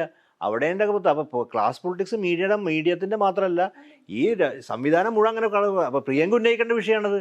ഇപ്പോൾ ഈ നിങ്ങൾ പിണറായി വിജയൻ ഈ കാര്യത്തിൽ പ്രിയങ്ക ഉന്നയിക്കേണ്ട വിഷയം പോലെ തന്നെ പ്രധാനമാണ് പ്രിയങ്കയോട് ചോദിക്കേണ്ട ചോദ്യവും അതാണെന്നുള്ളത്. ഇത് പ്രിയങ്കയും മാധ്യമങ്ങളും മാത്രമല്ല, CPM-ഉം രാഷ്ട്രീയ കക്ഷികൾക്കും മാധ്യമങ്ങൾക്കും എന്നൊക്കെയുള്ള രീതിയിൽ ഇത്തരത്തിലുള്ള ജനാധിപത്യത്തിലെ നമ്മളുടെ ഒരു റെപ്രസെൻറ്റേഷണൽ ഫോർമാറ്റിലാണല്ലോ ഇതൊക്കെ നിലനിൽക്കുന്നത്. മാധ്യമങ്ങളൊക്കെ ഒരു പ്രാതിനിധ്യ സ്വഭാവത്തിൽ കാണുമ്പോൾ മാത്രമാണ് ഇതൊക്കെ. ഇതല്ലാത്ത മനുഷ്യർക്ക് ഒരു ജനാധിപത്യത്തിൽ വലിയൊരു റോളുണ്ട്. അതിനെ ഇല്ലാതാക്കുമ്പോഴാണ് നേരത്തെ പറഞ്ഞ ഈ പൗരപ്രമുഖന്മാരുടെ പട്ടികയിലാണ് ഇവരെല്ലാം പെടുന്നത്. ഈ മാധ്യമങ്ങളൊക്കെ വേറൊരു തരത്തിൽ നോക്കിക്കഴിഞ്ഞാൽ അവരൊക്കെ പ്രിവിലേജ് ക്ലാസ്സാണ്. അവർ പറയുന്നത് കേൾക്കാനാണ് ആളുകൾ ഉണ്ടാവുകയുള്ളൂ. അവരുടെ കയ്യിലാണ് ഇതിൻ്റെ സാങ്കേതിക സംവിധാനങ്ങൾ മുഴുവൻ. ഒരു തരത്തിൽ ലാർജർ ഈ മുതലാളിത്തത്തിൻ്റെ ഒക്കെ ഒരു വ്യവസ്ഥിതിയുടെ ഒരു രൂപമാണത്. അവിടെ അവർ മാത്രമല്ലല്ലോ, പൗരസമൂഹം എന്ന് പറയുന്ന സാധാരണ മനുഷ്യർക്ക് ഈ പ്രശ്നങ്ങൾ ഉന്നയിക്കാനുള്ള വേദികളൊന്നും ഇല്ലാതാവുക എന്നുള്ളതാണ്. ഇപ്പോൾ ഉദാഹരണത്തിന് TV-യിലത്തെ ചർച്ച, ആരെ വിളിക്കണമെന്ന് അവർ തീരുമാനിക്കുമ്പോൾ മാത്രമാണ് ഒരാൾക്ക് ചിന്തിരുന്ന് പറയാൻ പറ്റുന്നത്. അതുമാത്രമല്ലാത്ത സ്പേസ് ഉണ്ടാവുകയും അതുമാത്രമല്ലാത്ത സ്ഥലങ്ങൾ ഉണ്ടാവുകയും ചെയ്യുക എന്നുള്ളതാണ് ഒരു ഡെമോക്രാറ്റിക് പൊളിറ്റിക്സിന് വലുതാവാനുള്ള വേദി. ഇത് കുറച്ചു പേർ മാത്രം സംസാരിക്കുകയും ബാക്കിയുള്ളവർ കേൾക്കുകയും ചെയ്യുമ്പോഴാണ് നമുക്ക് ഈ പരാതി വരുന്നത്. എന്തുകൊണ്ട് അവർ പറയുന്നില്ല എന്നുള്ളത്. യഥാർത്ഥത്തിലുള്ള ജനാധിപത്യം തീർത്തും ദുർബലമാക്കപ്പെടുന്ന ഒരു സമൂഹമായതുകൊണ്ടാണ് നമുക്ക് ഈ പ്രശ്നം നേരിടുന്നത്. ഇപ്പോൾ കർഷകരുടെ ആത്മഹത്യയുടെ പ്രശ്നം, കർഷകരുടെ പ്രശ്നങ്ങൾ നമ്മളിപ്പോൾ മഹാരാഷ്ട്ര ചർച്ച ചെയ്തില്ലെങ്കിലും കർഷക ആത്മഹത്യയുടെ ഏറ്റവും വലിയ പ്രശ്നമുണ്ടായ വിദർഭ മേഖലയിൽ 62 സീറ്റിൽ 40 സീറ്റോളം BJPക്ക് കിട്ടുന്നത്. ആ വിഷയങ്ങൾ ഉന്നയിക്കേണ്ടത് രാഷ്ട്രീയ നേതൃത്വത്തിനും മാധ്യമങ്ങൾക്കും അടങ്ങുന്ന ഈ റെപ്രസെൻറ്റേഷണൽ ഫിഗേഴ്സിന് മാത്രമല്ല നമ്മൾ കൊടുക്കേണ്ടത്. ജനാധിപത്യത്തിൽ ഇടപെടുന്നതിനുള്ള ജനങ്ങളുടെ ശേഷി ഏതാണ്ട് നിസ്സാരവൽക്കരിക്കപ്പെടുന്ന ഒരു സമയത്താണ്. ആ ഒരു കാലത്ത് നേരത്തെ പറഞ്ഞ ഈ സോഷ്യൽ മീഡിയ ഒരു വലിയ രീതിയിൽ ഉപയോഗിക്കപ്പെടാനുള്ള സാധ്യതയേ ഉള്ളൂ. അവിടെയും പ്രിഡോമിനൻ്റ്ലി നിൽക്കുക ഏത് നെറേറ്റീവാ? നേരത്തെ പ്രസാദ് പറഞ്ഞ പോലെ റൈറ്റ് വിങ് നെറേറ്റീവ്. അല്ലാത്തൊരു അനുഭവം നമ്മുടെ സമകാലീന ലോകത്ത് ഉണ്ട് എന്നുള്ളതാണ് എൻ്റെ അഭിപ്രായം. എനിക്കിതാ തോന്നുന്നത് അതിൻ്റെ അകത്ത് ഉണ്ട്. കാരണം അങ്ങനെ ആയിരിക്കും തന്നെ ഷഹീൻ ബാഗ് സമരം, പൗരത്വ ഭേദ നിയമത്തിന് സമരം ഉയർത്തിക്കൊണ്ടുവന്ന സാധാരണ മനുഷ്യരാണ്, ഒരു രാഷ്ട്രീയ പാർട്ടിയല്ല. കർഷക സമരം ഉയർത്തുന്ന കർഷകർ തന്നെയാണ്. അത് വലിയ ഇതിൽ പ്രത്യാഘാതം സമൂഹത്തിലും ഇന്ത്യയിലൊക്കെ തന്നെ സൃഷ്ടിച്ചതാണ്. അതുപോലെ മുമ്പ് നോക്കിയാണ് അറബ് സ്പ്രിംഗ് ആണെങ്കിൽ അതിനുശേഷം എന്തൊക്കെ സംഭവിച്ചു എന്നുള്ള വേറെ കാര്യം. പക്ഷേ ഇതൊക്കെ സംഭവിക്കുന്നുണ്ട്. അതിനെ മീഡിയ നിർബന്ധമാണ് കവർ ചെയ്യാനും അഭിപ്രായം പറയാനൊക്കെ. കാര്യം ഈ ഷഹീൻ ബാഗിനൊക്കെ അന്നത്തെ കാലത്ത് NDTV ക്യാപ്ചർ ചെയ്യുന്നതിന് മുമ്പ് NDTV വളരെ വിശക്തമായിട്ട് ചർച്ച ചെയ്തിട്ടുള്ള കാര്യമാണ് ഷഹീൻ ബാഗ്. ഒരുപക്ഷെ ഏറ്റവും നന്നായി ചർച്ച ചെയ്തിട്ടുള്ളത്. പക്ഷേ കർഷക സമരം അങ്ങനെ റിപ്പോർട്ട് ചെയ്യപ്പെട്ടിട്ടില്ല. കർഷകർക്ക് സ്വന്തം നിലയ്ക്ക് പത്രം ഇറക്കേണ്ടി വന്നല്ലോ. അതുണ്ട്. പക്ഷേ നമ്മളിവിടെ ഒരു കാര്യം, നമ്മുടെ ഇത് പറയുമ്പോൾ നമ്മൾ ജനാധിപത്യ തുറസ്സുകൾ വികസിക്കുന്നു എന്ന് എനിക്ക് അഭിപ്രായമുണ്ട്. ജനാധിപത്യ തുറസ്സുകൾ വികസിക്കുന്നു. നമ്മൾ കുറച്ച് വിസിബിലിറ്റി കൂടിയാണ് നമ്മൾ വിമർശനം കൂടുന്നത്. പലതരത്തിലുള്ള നമുക്ക് പണ്ട് ഇൻവിസിബിൾ ആയിരുന്നു പലതും, ഇന്ന് കൂടുതൽ വിസിബിലിറ്റി വന്നിട്ടുണ്ട്. അതുകൊണ്ടാണ് വിമർശനം കൂടുന്നത്. കാര്യം അച്ചടിയുടെ പഴയ കാലത്ത് ഈ വരേണ്യതയുടെ കുത്തകയായിരുന്നു. ഇന്ന് എത്രയോ ഭേദമാണ് എൻ്റെ അഭിപ്രായം. വരേണ്യയുടെ കുത്തക കേന്ദ്രമായിരുന്നു. ഒരു കാര്യം ചർച്ച ചെയ്യപ്പെട്ടില്ല. ഒരു ഘട്ടത്തിൽ അവരുടെ കാര്യങ്ങൾ മാത്രം ചർച്ച ചെയ്യപ്പെടുകയും അത് അങ്ങേറ്റത്തെ ക്ലാസിൻ്റെ ഇന്ന് അതല്ല. ഇന്ന് നിങ്ങൾക്ക് വ്യത്യസ്തമായിട്ടുള്ള ശബ്ദങ്ങൾ, ഒരു ഡെമോക്രസിക്ക് പുതിയ തുറസ്സുകൾ ഉണ്ടാവും എന്നുള്ള ഒരു പ്രതീക്ഷയാണ് എനിക്കുള്ളത്. അല്ല, ബദൽ മാധ്യമ പ്രവർത്തന രീതികളും മാധ്യമങ്ങളുണ്ട്, പുതിയ പത്രപ്രവർത്തകർ മാധ്യമങ്ങളുണ്ടല്ലോ. ലെഗസി മീഡിയ ഭയങ്കര ഈ പറഞ്ഞ പോലെ ഡിജനറേറ്റ് ചെയ്യുന്ന ഒരു അവസ്ഥയുണ്ട്. ലെഗസി മീഡിയയെ നമ്മൾ ഈ വേസ്റ്റ് മാനേജ്മെന്റിന്റെ ഭാഷയിൽ പറഞ്ഞ ലെഗസി വേസ്റ്റ് എന്നാണ് നമുക്ക് വേണമെങ്കിൽ പറയാവുന്ന. മനോരമയും മാതൃഭൂമിയും ഒക്കെ ലെഗസിയാണ്. അവരെ പത്രം ചാനൽ വേർതിരിച്ച് പറയാൻ പറ്റും. അതല്ല, ഇതിലൊക്കെ തന്നെ നമുക്ക് കാണുന്നൊരു കാര്യം വെച്ചിട്ടുണ്ടെങ്കിൽ ഇതൊക്കെ വലിയൊരു ക്യാപ്ചർ ചെയ്യപ്പെടുന്നുണ്ട്. പണം കൊടുത്ത ആൾക്കാർ പലതും വാങ്ങുന്നുണ്ട്. അപ്പോൾ അതിന് റെസിസ്റ്റൻസ് നടക്കുന്നുണ്ട്. നമുക്ക് അങ്ങനെ പൂർണ്ണമായിട്ടും ഇത് കീഴ്പ്പെട്ട മാധ്യമം നമുക്ക് എടുത്തു പറയാൻ പറ്റും, ഇന്നതാണ് ഇപ്പോൾ റിപ്പബ്ലിക് ചാനൽ. പക്ഷേ ഞാൻ വിശ്വസിക്കുന്നു നമ്മുടെ കേരളത്തിലെ മാധ്യമങ്ങൾ ആ നിലയിൽ പരിപൂർണമായിട്ടും കീഴ്പ്പെട്ടു എന്ന് തോന്നാത്തക്ക രീതിയിൽ ഒരു സംഭവം നമ്മുടെ മുമ്പിലില്ല. കാര്യം ഏതൊക്കെയോ തരത്തിൽ അതിന് വിമർശനങ്ങൾക്ക് അവരുടെ ഇട നൽകുന്നുണ്ടെന്നാണ് എൻ്റെ അഭിപ്രായം. എന്തിനു കീഴ്പ്പെട്ടിട്ടില്ല എന്ന് പറഞ്ഞത്? കീഴ്പ്പെടാൻ ഇന്നത്തെ രാഷ്ട്രീയത്തിൽ നമ്മൾ പ്രധാനമായിട്ട് കാണുന്ന ഇന്ത്യ വളരെ വ്യക്തമായി പറയുകയാണെങ്കിൽ ഹിന്ദുത്വ വലതുപക്ഷ രാഷ്ട്രീയത്തിൻ്റെയും സ്റ്റേറ്റിൻ്റെയും പോളിസിയാണ് നമ്മൾ ഡോമിനൻ്റ് ആയിട്ടുള്ളത്. ഇതിന് പരിപൂർണമായും കീഴ്പ്പെടുന്നു എന്ന് പറയുന്നൊരു മാധ്യമം കേരളത്തിൻ്റെ ഇതിൽ ഉണ്ടെന്ന് എനിക്ക് തോന്നുന്നു. അതിന്റെ കാരണം കേരളീയ സമൂഹം അവിടെയാണ്. അതാണ് ഞാൻ പറയാൻ. അപ്പോൾ ആ സമൂഹത്തിന്റെ ഭാഗമായി ആ മാധ്യമം നിൽക്കുമ്പോഴാണ് പ്രത്യേകത കാണിക്കുന്നത്. മാധ്യമത്തിന് സ്വന്തമായിട്ട് നിലപാടില്ല അവിടെ. ഈ മാധ്യമത്തിൽ അങ്ങനെ ആൾക്കാരുണ്ട് ഈ സമൂഹത്തിൽ പ്രതിഷേധിക്കാനും അതിനെതിരെ ഇത് നിലനിൽക്കുന്നുള്ളതുകൊണ്ടാണ് ഉള്ളത്. പക്ഷേ അതിലൊക്കെ രാഷ്ട്രീയ പാർട്ടികൾ ഇതിനെ വഴിതിരിച്ചു വിടുന്നത്. അവിടെയൊക്കെയാണ് CPM പോലെ രാഷ്ട്രീയ പാർട്ടി വലതുപക്ഷ സ്ഥാനം സ്വീകരിക്കുമ്പോൾ നമുക്ക് സമൂഹത്തിൽ അതിനെ പ്രത്യേകം സൃഷ്ടിക്കുന്നതിനെ കുറിച്ച് നമുക്ക് ഇതുണ്ട്. അതുകൊണ്ട് ആ ഒരു വൈരുദ്ധ്യാത്മകത ഉണ്ട് അതിൻ്റെ അകത്ത്, നമ്മൾ കാണാതിരിക്കുന്ന അർത്ഥമില്ല എന്നാണ് എൻ്റെ തോന്നൽ.